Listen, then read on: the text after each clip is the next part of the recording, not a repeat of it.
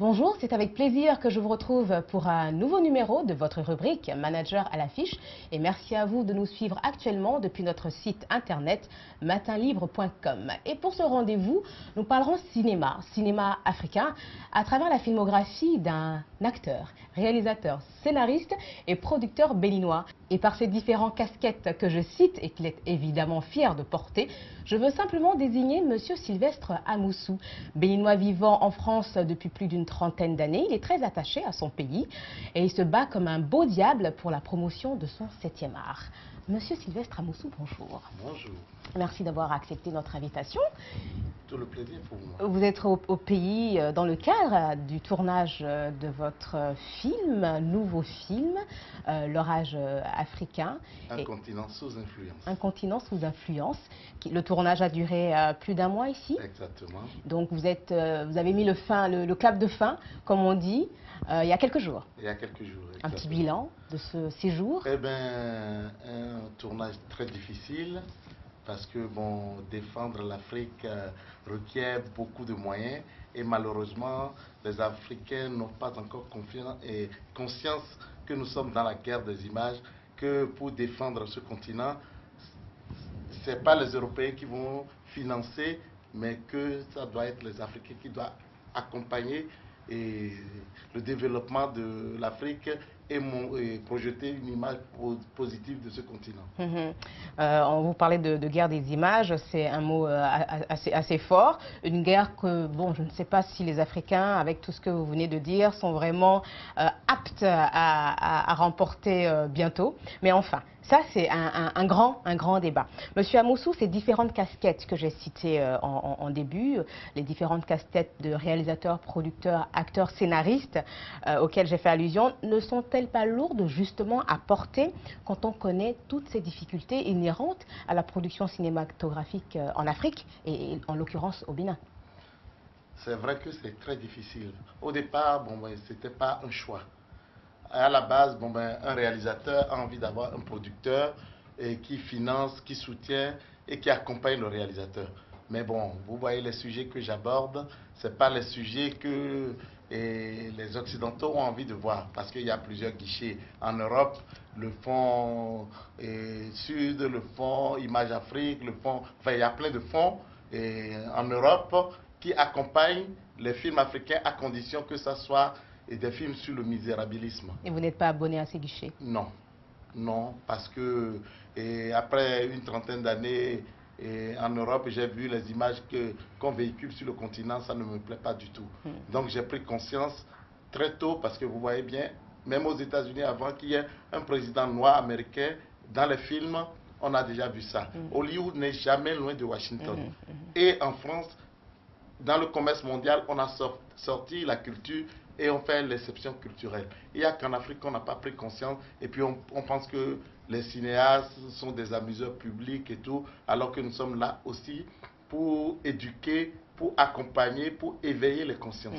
Voilà. Donc, bien évidemment, on ne m'accompagne pas pour ces moyens et je rencontre quelques Africains, quelques amis européens qui sont conscients du problème, qui m'accompagnent sur mes projets. Et alors après nous avoir vendu le rêve, parce que je vous appelle le vendeur de rêve, après nous avoir vendu le rêve d'une Afrique Eldorado de l'Europe dans Africa Paradise en 2007 et dévoilé les dessous de la corruption avec un pas en avant, les détournements des aides internationales en 2011, donc vous nous revenez avec l'orage africain. Un continent sous influence. Un continent sous influence. Tout un programme. Voilà, tout un programme. C'est tout simple parce que il n'y a que les Africains qui ne prennent pas conscience que leur continent regorge de richesses.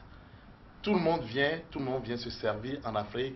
On parle de l'Eldorado, mais en même temps, à travers les médias occidentaux, on dit c'est le pays de tous les maux, de la misère, des pandémies. Ce qui n'est pas faux. Non, ce qui n'est pas faux, parce que bon, on appauvrit l'Afrique. L'Afrique n'est pas pauvre. Il y a une nuance dans la dialectique. Bon, donc, si tous ces gens-là convergent vers ce continent, c'est qu'il y a bien des intérêts quelque part. Il y a un trésor caché. Voilà. Pour nous, peut-être, qu'eux, ils voient et que nous, Africains, ne voyons pas. Bon, ben, justement, moi, j'ai vu ce trésor caché. Donc, j'ai eu envie d'éveiller les consciences parce que, bon, tout ceci ne peut pas être révélé sans travail. Un véritable travail par des Africains eux-mêmes. Donc, l'orage africain, c'est quoi? Et c'est un pays imaginaire, un chef d'État d'un pays africain imaginaire. Comme dans tous les autres films d'ailleurs. Comme d'habitude, qui en a assez de voir son continent, son pays spolié par l'Occident. Et il décide de nationaliser les matières premières et les moyens de production qui vont avec. Et il donne 3 mois aux Occidentaux de quitter son pays. Ceux qui veulent rester... Ça fait penser à un Zimbabwéen quelque part là. Non, pas Zimbabwéen. Enfin, je pense que tout Africain conscient devrait se réveiller et devrait montrer que nous pouvons développer notre continent par nous-mêmes déjà, par faire le commerce inter-africain. Parce qu'on n'a pas besoin des autres pour s'en sortir. On nous fait croire qu'on a besoin d'eux, c'est faux, on a besoin de personne. De toute façon, vous voyez, aujourd'hui, l'Europe s'appauvrit de plus en plus. Aujourd'hui, la France, que je connais très bien, est un pays qui vit encore sur le reste de l'héritage colonial. Mais ça ne peut pas durer comme ça. Parce que nous vivons là-bas, on nous considère comme des brebis galeuses. Nous sommes là alors que nous contribuons et on vient prendre les richesses de ce continent. Moi, par exemple, j'ai vu ces dernières années, Nicolas Sarkozy rentrer en Afrique, détruire l'Afrique, nous mépriser, nous insulter. Et on a essayé, parce que je vote en France bien sûr, parce que je contribue à l'économie de ce pays-là aussi. Donc on a choisi Hollande. Hollande, je me rends compte que c'est le président français aujourd'hui après De Gaulle qui met des bases militaires un peu partout en Afrique. Et c'est inacceptable. On ne peut pas continuer à accepter ça. Et malheureusement, la majorité des chefs d'État africains vont se prostituer. Et le mot est fort, mais je le dis et je le pense. Ils se taisent. Ils se taisent et puis d'abord ils vont faire allégeance à la France, alors que même la France ne leur demande rien. Bon, donc comment s'en sortir? Donc maintenant, je montre le processus de déstabilisation de ce continent à travers ce film L'orage africain. Qui déstabilise la révolte va partir d'où? Sera initiée par qui? Vous voyez, chaque fois dans l'histoire de l'Afrique, à chaque fois, quand il y a un chef d'État africain un peu conscient, qui a envie de travailler pour son pays, soit il est assassiné, soit il est mis en prison, ou dernièrement il est mis à la haie. Kadhafi, Gbagbo, etc. Thomas Sankara, Lumumba, et voilà. Bon, donc, chaque fois, quand un président ne travaille pas pour l'Occident, qui veut travailler pour son pays,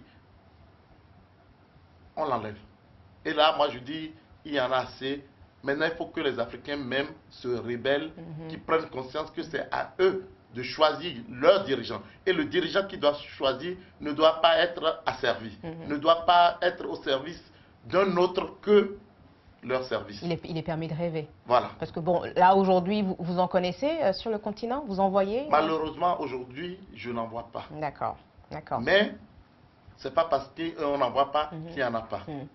Là, vous êtes un peu comme, vous avez parlé de Hollywood qui est souvent précurseur, qui est un pas en avant sur l'histoire. Des films sur des présidents africains ont été tournés avant que Barack Obama ne devienne président. Donc vous, avec ce film-là, vous rêvez d'une Afrique qui viendra peut-être dans 20, 30 ans, 50 ans ou je ne sais dans combien de générations. Ça va arriver. Et ne vous inquiétez pas, ça arrivera. Africa Paradis, quand j'ai tourné Africa Paradis, j'ai tourné Africa Paradis en 2002-2003. Il est sorti en 2007. Aujourd'hui, regardez l'Angola et le Portugal. Les Portugais vont immigrer en Angola et ils renoncent même à leur propre nationalité pour pouvoir prendre la nationalité angolaise. Regardez les Espagnols, ils vont au Maroc. En France, ils viennent de plus en plus en Afrique noire, au Sénégal, en Côte d'Ivoire, et y compris le Bénin. Donc moi, je suis convaincu que ça va arriver. D'accord, mais vous qui avez prophétisé donc cette Afrique qui sera un jour le paradis de l'Europe, de l'Occident, je suppose que vous devez être mortifié par toutes ces images que nous avons vues en avril dernier, après le naufrage donc, de ce bateau en Méditerranée. Les immigrés, voilà, c'est encore un drame. Ça, c'est ce qui nous choque, parce que les Africains, les dirigeants africains n'aiment pas leur peuple ni leurs enfants. Attendez de voir un enfant blanc mourir en mer et vous allez voir tout le tollé que ça va faire. C'est ce que Fatou Diome disait justement, l'écrivain. Alors que les enfants, maintenant, c'est devenu quelque chose de normal. Tous les jours, banal, ah oui, il y a encore un bateau qui a chaviré, oh, ces pauvres Africains et tout ça. Non. Quelqu'un dit même que c'est un scénario qu'encouragerait l'Occident pour pouvoir décourager ces Africains-là donc à venir chez eux et à envahir leur pays. Les Africains prenaient conscience, il n'y a rien en Europe. Il n'y a rien. Rien, absolument rien. Moi, je vis là-bas. Justement, dites à ces jeunes Africains à quoi encore ils peuvent s'accrocher comme motif d'espoir pour ne pas être attirés. Donc, développer ce continent, travailler ici. Je crois qu'il y avait un artiste qui avait prophétisé ça dans les années 60, c'est J.J. Viquet. Quand il chantait no Africa,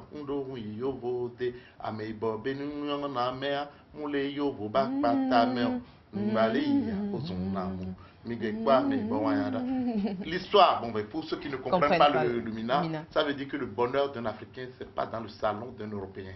Quand je passe dans les rues en Europe, on dit, regardez-moi ce négro, il n'a même pas mangé chez lui. J'ai pris un jour de l'Europe, j'en ai eu tellement assez que je suis allé aux États-Unis. Les Blancs américains ont pris les armes, ils m'ont tiré dessus. À partir d'aujourd'hui, je ne me laisserai plus jamais faire. Ou soit je vais être armé, ou soit nous allons tous mourir, ou soit nous allons tous être en paix. Et c'est déjà dans les années 60. Et quand vous vivez en Europe, vous prenez conscience de ce que ce grand monsieur a dit. Et aujourd'hui, ça n'a pas changé. Nos enfants africains, à partir d'aujourd'hui, je pense que notre génération est une génération perdue. Oui. Prenez conscience avec nos enfants à partir de l'âge de 4 ans. Inculquez-leur l'amour de la patrie, de l'Afrique. Un peu de nationalisme n'a jamais tué qui que ce soit. Il n'y a rien en Occident. Je le dis et je le redis. On fait croire que nous avons besoin de nous n'avons besoin de personne. Déjà, on fait le commerce intra-africain. Nous dépendons de nous-mêmes. Et au niveau de la santé, nous avons des plans, nous avons tout ce qu'il faut pour développer ce continent. Mais malheureusement, la plupart des dirigeants africains sont tous asservis et ils courent après leur poste et ils s'accrochent à leur poste et ils s'en fichent du peuple. Le peuple est souverain, le peuple détient le pouvoir. Battez-vous pour ça. Moi, ma petite personne ne compte pas. On sent le révolutionnaire là. Non, il n'y a pas de révolution parce que je suis outré. Oui. Parce que je vois bien, parce que quand vous vivez en Europe, vous prenez conscience, il y a des gens qui vivent en Europe et qui ne sauront jamais ce qui se passe. Il y a des gens qui vivent en Europe qui ont des enfants qui vont à l'école. C'est à l'école qu'on découvre comment l'Occident éduque leurs enfants. Sur la suprématie du blanc, enfin, oui. Ou des enfants nés là-bas. Donc, quand vous allez à l'école, vous voyez comment les enfants sont éduqués. Donc, à nous d'éduquer nos enfants. Et de formater leur esprit, voilà, à nos valeurs, à l'amour de notre... L'amour de la patrie, l'amour du peuple et l'amour de la terre. Comme je dis dans le film, Et l'orage africain, à partir de maintenant, les terres africaines ne pourront plus être vendues aux étrangers. Parce que c'est tout ce que nous avons et c'est tout ce que nous allons léguer à nos enfants, aux futures générations. Prenez conscience parce que c'est très difficile. Et justement, donc, ce film, Un cri d'amour, donc je le rappelle, pour l'Afrique. Pour l'Afrique. Tout entière. Parce que, bon, déjà, on fait tout possible pour nous diviser, pour dire, voilà, vous êtes béninois, vous êtes zimbabwéens, vous êtes togolais, vous êtes ivoiriens. Non, nous sommes des Africains. Avant tout. Avant que la colonisation arrive, nous sommes tous un peuple uni, même s'il y a des problèmes, parce que où est-ce qu'il n'y a pas de problème? Bon, si vous prenez un Béninois aujourd'hui, il a la famille au Togo, au Ghana, au Nigeria et au-delà, jusqu'au Burkina. Et on nous dit de nous entretuer, de dire que les autres... Non, il faut se battre. On va par là aussi avec la monnaie coloniale, le CFA. On n'a jamais vu aucun pays au monde se développer sans sa propre monnaie. Donc, et sans sa propre langue. Là, c'est bon. C'est encore. Nous sommes en train de soulever beaucoup de débats. Mais tous ces débats que nous ne pourrons pas développer ici. Monnaie unique, une langue qui pourrait tous nous rassembler en Afrique avec toute la diversité que nous avons, diversité linguistique. C'est possible parce que nous apprenons l'anglais, nous apprenons l'allemand, l'espagnol, même le grec, les langues mortes. Même le chinois. Bon, donc, pourquoi est-ce que l'Afrique ne déciderait pas de prendre une langue Donc, une grande question. Pourquoi les Africains sont si extravertis et aiment tellement les valeurs donc, externes plus que leurs valeurs endogènes? Mais ça, c'est un grand débat. On ne va pas finir avec vous parce que je vous sens venir. Non, parce que depuis très longtemps, et puis on va nous dire qu'on fait un débat démagogique parce que vous allez retourner en France bientôt. Oui. Vous y vivez depuis 30 ans. Pourquoi refuser aux jeunes donc de vouloir tenter une expérience, eh bien, si les jeunes veulent le faire, excusez-moi, si les jeunes veulent le faire, ils n'ont qu'à aller parce qu'ils vont se rendre compte que c'est le cauchemar là-bas. Point final. Alors, moi, en gros, je n'interviens à personne, ouais, mais seulement j'essaie de faire prendre conscience aux gens que le bonheur ici, construisez votre bonheur. Une fois que vous avez tout ici, vous êtes des citoyens du monde. Si vous voulez voyager, vous avez le droit d'aller visiter l'Europe. Avec un esprit ouvert et bien de revenir construit. chez vous. Je ne suis pas en train de créer un blocos autour de l'Afrique. De toute façon, l'expérience vaut 1000 mots. Hein. Voilà. Vous vivez là-bas, vous savez les réalités, vous êtes à même d'en parler, d'éveiller les consciences. Alors, revenons au film. L'orage africain. Donc, parlez-nous de l'équipe de tournage qui est essentiellement européenne, enfin française. Vous avez fait venir les membres de l'équipe depuis la France. Il y a beaucoup qui sont venus de France. Et bon, moi, chaque fois quand j'ai des compétences, si j'ai deux compétences africaines et européennes, si je dois choisir, je choisis d'abord l'africain. Ensuite, bon, parce que je ne suis pas... Nous manquons, voilà, faut dire donc, de compétences avérées dans ce domaine. Mes premiers assistants sont béninois, ils sont africains. Le chef électro-machinot, c'est un Sénégalais que j'ai fait venir de Dakar. Mais au niveau de l'image et tout, bon, il y a eu beaucoup plus de compétences avec les caméras que j'ai utilisées. Et non seulement ça, bon, j'ai pas envie non plus qu'on me reproche par rapport aux propos que je tiens, que techniquement, c'est pas bien, c'est pas ceci, cela. Donc, c'est des gens qui sont formés dans leurs écoles et qui connaissent la technique et l'image. Des professionnels en amont. Donc c'est pour ça que je les ai pris. Ben alors toute cette équipe et puis le casting aussi, parce que bon déjà pour les autres films, les Firmin Richard, Thierry Desroses, Fatou Ndiaye, etc. Donc en fait je suis en train de vouloir en venir au budget, aux finances. Vous devez être vraiment assez à l'aise pour vous permettre ces choix-là. Non, et vous savez quand on croit en quelque chose, on se bat par tous les moyens pour y arriver. Mes films ne sont pas financés par les Européens. Qui c'est qui finance? Avec le temps libre que vous avez là. Mais c'est normal, le cinéma c'est ça aussi. C'est de susciter des débats de société et d'éveiller les consciences. Justement, vous êtes libre, donc vous ne pouvez pas aller à ces guichets comme on dit. Non, je vais dans ces guichets parce qu'ils veulent savoir. Donc ils me convoquent, ils me disent voilà monsieur Amoussou, déposez votre dossier. Et une fois que je dépose le dossier, quand on voit ce qu'il y a dedans, on dit monsieur Amoussou, vous avez une drôle de vision du nord et du sud. Voilà, parce que vous opposez souvent le nord et le sud. Oui, non, mais j'oppose personne. Nous sommes des citoyens libres. Nous sommes en 2015 et j'ai été en fac en France. Il y a des gens qui étaient derrière moi et qui ne sont pas plus intelligents que moi. Bon, donc je pose des vraies questions de société. Et vous suscitez le débat. Je suscite le débat. Alors revenons donc aux finances. Bon, donc, comment vous vous êtes arrangé pour avoir assuré ce casting-là, cette équipe de tournage et un mois de tournage ici au Bénin aussi? Très difficile. Parce que bon, ce qui s'est passé, les Européens, c'est de bonne guerre, ne peuvent pas financer une image positive de l'Afrique qui gagne et qui leur enlève leur gagne-pain. Parce que leur gagne-pain, c'est le misérabilisme. Quand il y a le chaos dans un pays, on fait la place, on trouve leur place dedans. Ils ne vont pas financer quelqu'un qui dit non et vous allez vous mettre de côté, ou soit vous allez travailler sous notre direction à condition que nous sommes les maîtres aussi de notre continent. Alors, comment vous avez fait? Les finances, vous les avez trouvées où? Il y a des gens de bonne volonté, des Africains, quelques amis européens qui m'ont accompagné. Et surtout, ce qui m'a un peu choqué, ici au Bénin, il y a eu beaucoup d'hommes politiques qui ont promis. Oui, ça on sait le faire.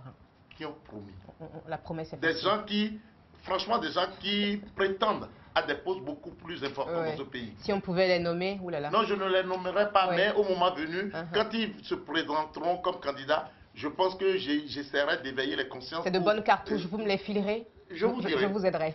Parce que c'est pas normal que on n'ait pas la conscience de la culture et qu'on raconte des boniments aux gens. De grands discours. Des grands discours, on vous promet des choses. Oui. Et puis quand on promet, moi je fais un budget. Parce qu'on fait un budget calqué sur les promesses. Tout à fait. Parce que je pense que ces gens-là sont de bonne foi. Voilà. Et surtout, ces gens-là prétendent diriger surtout le pays. Mais si ces gens-là n'arrivent pas à soutenir, à financer le cinéma, je ne vois pas comment ils peuvent diriger un pays. Et ça, bon, c'est très très intéressant ce débat. Et on verra au moment venu. Donc je suis venu au Bénin, ces gens qui m'ont promis et tout ça, parce que ce projet, je ne suis pas levé du jour au lendemain pour débarquer à Cotonou, parce qu'on programme tout. Donc avant qu'on annonce les législatives ici au Bénin, le projet était déjà lancé et les dates étaient déjà bloquées. Parce que les comédiens, les techniciens qu'on engage, ils sont sur plusieurs fronts. C'est ça. Et il faut bloquer les dates. Il faut analyser tout. Pour avoir un agenda clair qui permette à tout le monde de s'organiser. Donc moi, tous ces gens-là, je me suis basé sur les promesses de certaines personnes et je suis arrivé ici. Ces gens-là, je ne les vois pas. Ils ont disparu. Ils ont disparu. Quand on les téléphone, il dit souvent « je vous rappelle ». Un homme politique au Bénin, s'il vous dit « je vous rappelle », c'est qu'il ment. C'est clair. Ment. Je vous rappelle. C'est triste à dire. C'est triste à dire, mais c'est comme ça. Mais ces gens-là ne peuvent pas diriger ce pays. Ce pays nous appartient à nous tous. Et normalement, nous devons faire tout possible pour que les générations futures s'en sortent. Et ça, moi, je ne suis pas un homme politique. Je ne veux même pas en faire de la politique. Moi, je suis un agitateur d'idées, je suis un artiste, je crée, la politique ne m'intéresse pas, je fais la politique au cinéma. Mais il y a eu quelques petites gens, comme on dit, qui ont vu le film Africa Paradis, un pas en avant, et qui m'ont dit, Monsieur Amoussou, on peut vous accompagner. On n'a pas beaucoup, mais on vous accompagne. Il y a quelques décideurs, des entrepreneurs que je peux citer, que je n'hésiterai pas à citer, Monsieur Sativi, Monsieur Sébastien Javon et quelques autres qui m'ont accompagné, des gens comme Tibus Monchor, qui m'ont accompagné réellement. De grands managers. Voilà, et qui ont dit, ah Monsieur Amoussou, ce que vous faites, c'est important, on vous accompagne. On ne peut pas faire beaucoup plus, mais on vous accompagne. Et je pense aussi que les petites gens dans les quartiers, même les gens qui... J'ai vu des gens qui m'ont dit, Monsieur Amoussou, on ne peut pas faire beaucoup, mais on vous donne 50 000 pour faire. Et ça m'a tellement touché. Ça m'a tellement ému et j'ai dit, ces gens-là, ils ont compris comment il faut développer l'Afrique.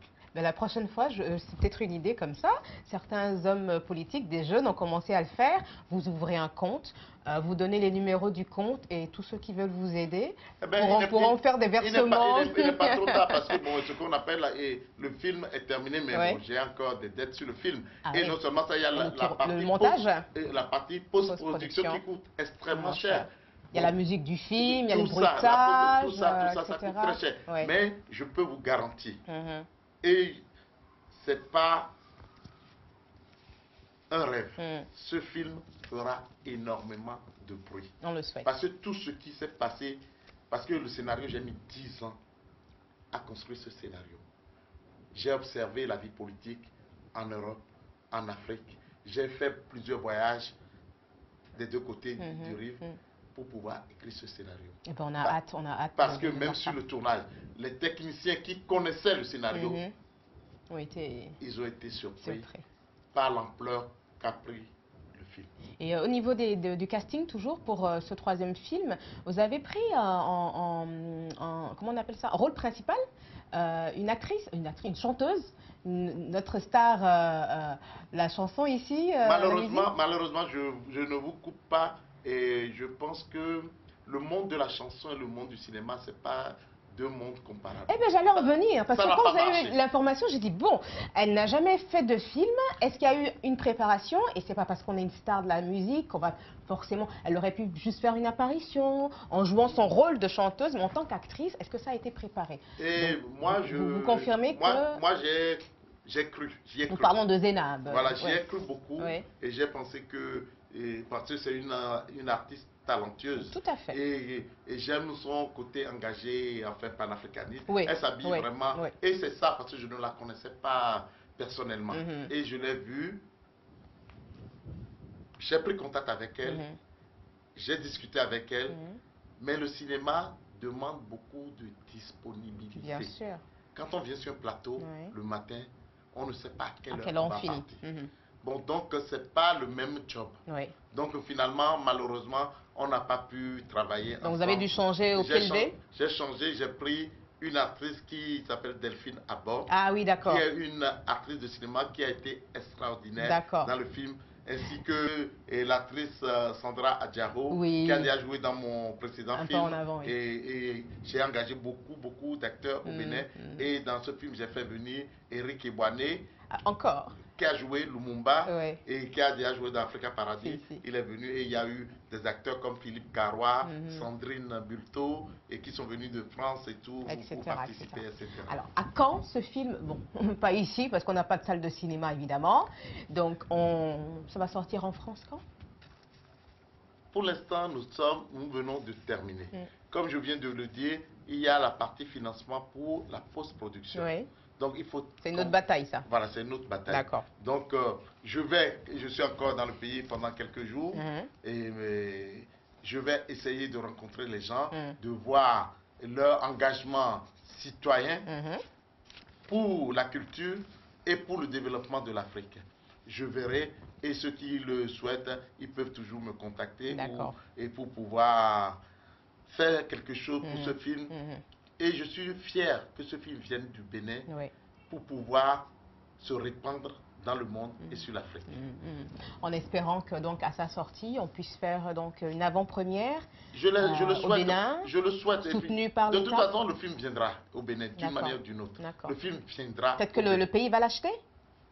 De toute façon, d'une manière ou d'une autre, le film viendra au Bénin. J'ai vu que les salles sont en train d'être refaites. Le cinéma, le Bénin et le ciné Concorde, et j'espère à l'intérieur du pays aussi. Le film va revenir. Et si les gens prennent conscience, ils peuvent prendre conscience que le cinéma génère beaucoup d'emplois en amont. C'est-à-dire que quand on sort, on va dans une salle, il y a le caissier qui est là, il y a les mamans qui vendent la nourriture à côté, il y a les gars de vélo, les gars de voiture, il y a tout ça à côté. Donc ça génère une économie parallèle. Mais les gens... Et puis c'est une culture d'aller au cinéma, regarder le film en famille. C'est important que nos enfants voient un Africain ou un Béninois qui joue le rôle d'un médecin, d'un avocat et d'un chercheur et tout ça. Des gens qui nous ressemblent. Voilà, ça va leur donner envie de devenir chercheur, avocat, enseignant. Ça va développer des vocations. Voilà. Alors que les films africains qui sont faits en Europe, si tu n'es pas dealer, polygame, marabout, voilà. Oui. Voilà quoi. Donc c'est très difficile de projeter vos enfants. C'est pour ça que vous n'êtes plus acteur en fait. Non, je travaille. Parce qu'on vous confine souvent dans les rôles d'immigrés. Disons que moi j'ai refusé depuis longtemps, enfant, de travailler dans les films si on ne me propose pas des rôles intéressants. Dernièrement, j'ai joué un rôle dans un film Unité de Passion et je jouais le président de la Fédération africaine de football. Ça, c'est intéressant. Bon, ça c'est différent. J'ai joué dans une série qui s'appelle Platane, qui est passée sur Canal+, avec Éric Judor. Et je jouais le rôle d'un producteur de cinéma. Bon, c'est valorisant. Voilà, je fais des choses comme ça. Mais marabout, sorcier, polygame, assassin, ça va. Monsieur Sylvestre Amoussou, vous vivez en France, vous faites des films sur l'Afrique en général, mais vous êtes attaché à ce pays, le Bénin. Et je me demandais à quand un film sur un thème plus intime lié à la terre de vos ancêtres. Avec pourquoi pas notre grand acteur Dimon Roussou, par exemple?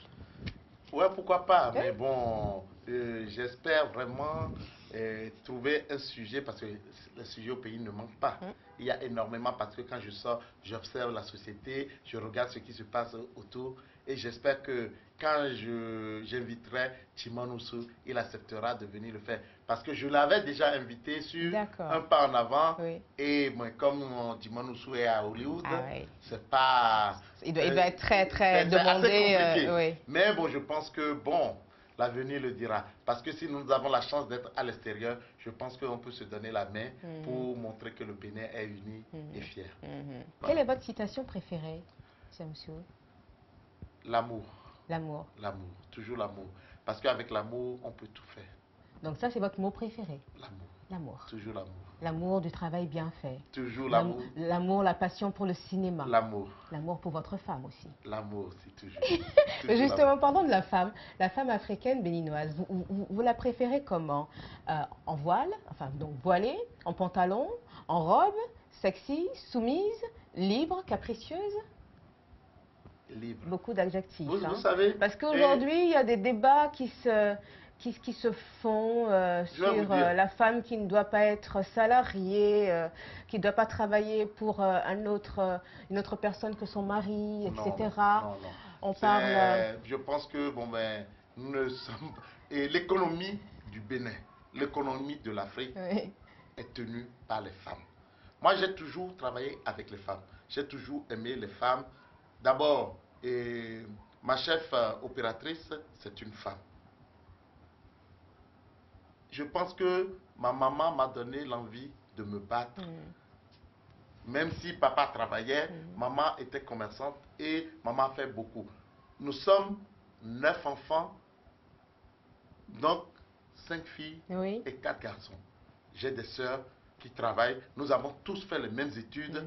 Il n'y a pas eu de question de femmes à la maison. Et moi, même chez moi, j'ai 4 enfants, j'ai 2 filles, 2 garçons. Et je dis à mes enfants, et ça je le dis sincèrement, je préfère que mes enfants soient indépendants.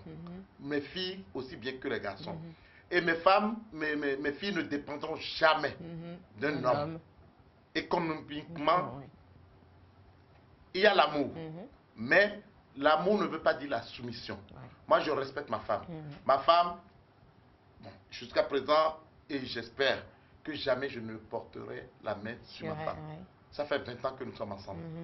Et j'estime que mes enfants, je dis toujours aux hommes, quelqu'un qui prend ma fille et qui lui met une claque, il peut s'attendre à la réponse immédiatement. Je viendrai. Voilà. C'est clair parce qu'on n'a pas mis un enfant au monde pour être l'esclave de l'autre. Voilà, donc, nous sommes complémentaires. Égalité des chances. Et surtout, mettez-vous à la place de l'autre comme dans Africa Paradis. Voilà. Si c'était vous à qui on refusait. Ou qu'on vous gifle. Si les hommes, parce que il y a aussi des hommes battus. Est-ce que vous accepterez ça? Non. Mais déjà, bon, en tout cas, loin des violences conjugales, etc. J'estime que l'homme et la femme sont des partenaires. Merci, d'accord. Voilà, c'est tout. Sans démagogie, sans ceci. Et puis, dans le foyer, s'il n'y a pas de stabilité, je pense que vous ne pouvez pas, même le président de la République, il peut faire son malin, il peut dire n'importe quoi. Si à la maison ça ne va pas, il ne peut pas diriger le pays. C'est tout. Ben, ça me donne envie de faire un pont avant de conclure cette interview sur tout ce qui se passe actuellement au pays. C'est dommage, c'est triste ce qui se passe dans ce pays. Le Bénin, c'est notre pays, à nous tous. Mais je pense que les hommes politiques doivent donner l'exemple. Les invectives, ils doivent éviter. Un président de la République doit avoir aussi le dos large. Il faut respecter la fonction. Parce que nous avons élu un président pour 5 ans, 2 fois. Et puis, c'est terminé. La marina, c'est notre maison à nous tous. Nous avons loué. C'est comme faire un bail à un locataire. À la fin du bail, tu rends la clé et tu t'en vas. Et maintenant, le peuple va décider souverainement de choisir le prochain. Et si le prochain ne fait pas bien, la sanction est là. 5 ans après ou 10 ans après, il s'en va. Mais il faut arrêter, il faut dépassionner. Parce que c'est dans le chaos que les autres se nourrissent. Les autres, donc l'Occident, pour ne L'Occident pas se nourrit dire, dans le chaos. oui, se nourrit du chaos de Voilà. l'Afrique. Donc, le président n'a qu'à prendre conscience que tous les courtisans qui sont derrière lui, le jour où il va finir son mandat, ils vont le laisser tout seul. Parce que j'ai vu aussi au Bénin que c'est la politique chirouette. C'est-à-dire que dès que tu es là, tout le monde te passe la pommade. Moi, je viens de jouer le rôle du président de la République dans mon film. J'ai senti la solitude de l'homme qui est le président. J'ai senti les courtisans, parce que c'est un personnage, mais on ressent la pesanteur de la fonction. quelque part, je comprends, mais le président n'a qu'à se méfier de tous ces courtisans qui lui racontent des balivernes. Parce que le jour où il y aura un problème, il sera seul à être jugé devant le peuple.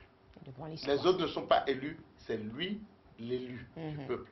Donc il faut beaucoup de sagesse et ne pas... Et de recul, avec ça, parce que aux choses, aux événements. C'est pas bien qu'un président africain se retrouve dans des problèmes et quitte son pays ou qui fuit son pays. C'est la honte pour tous les Africains. Donc, on n'a qu'à mettre la balle à terre pour que chacun d'entre nous comprenne que, bon, le président Yahya Boni, il est au pouvoir, il lui reste, je crois, 8 mois ou 9 mois. Accompagnons-le pour terminer dans de bonnes conditions son mandat. Nous sommes tous des simples mortels. Un jour, quand vous êtes face à votre miroir tout seul dans votre maison, posez-vous la question, qu'ai-je fait pour ce pays? Ne demandez pas ce que le pays a fait pour vous. Qu'ai-je fait pour ce pays? Et à partir de ce Qu'est-ce que je laisse comme trace dans l'histoire et tout ça là. Voilà. Donc, voilà, parce que je suis venu dans le pays, on n'a même pas de bibliothèque, on n'a pas de cinémathèque. Nous sommes dans le délestage, les coupures d'eau fréquentes. Donc, tellement de difficultés qu'on ne doit pas perdre son temps sur des débats stériles. Non. Perdre son temps à créer des tensions inutiles. Le peuple a faim, le peuple a besoin que le président continue à travailler pleinement dans la sérénité. Et les opposants aussi, bon, un mot pour les opposants, parce que les opposants, c'est trop facile de s'opposer. Mais c'est quoi votre projet pour le pays? C'est quoi votre projet? Parce qu'il ne suffit pas de dire, oui, le président fait ci, ça. Vous-même, qu'est-ce que vous proposez pour développer le pays? C'est la question que tout le monde se pose. Montrez ce que vous avez. Et si vous êtes à la place, qu'est-ce que vous allez faire? Le projet pour la nation. C'est ça que vous devez faire. Et au lieu de s'invectiver et tout ça là. Voilà ce que j'ai à dire. La critique est aisée, la critique est aisée, mais l'art est difficile. Exactement. Merci, Monsieur Sylvestre Amoussou. Je tiens à dire au peuple béninois, croyez dans vos rêves, battez-vous, ne laissez personne vous dire que ce n'est pas possible. Tout est possible. Et quand on croit, quand on travaille, on réussit toujours.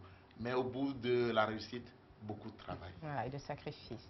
Ben, merci beaucoup. Merci à vous de nous suivre donc sur notre site, le site internet du quotidien Matin Libre, que vous lisez à Cotonou du lundi au vendredi. Retrouvez cette interview dans la rubrique Entretien Matin Libre et vous verrez aussi toutes les autres vidéos liées aux interviews précédentes. J'étais avec Monsieur Sylvestre Amoussou qui est au pays pour le tournage de son film, le troisième film, L'orage africain, un continent sous influence. Un continent sous influence que vous retrouvez donc très bientôt sur, j'allais dire, les grands écrans ou dans les salles de cinéma. Alors donc, je vous dis à très bientôt pour un autre numéro de Manager à l'affiche. Au revoir.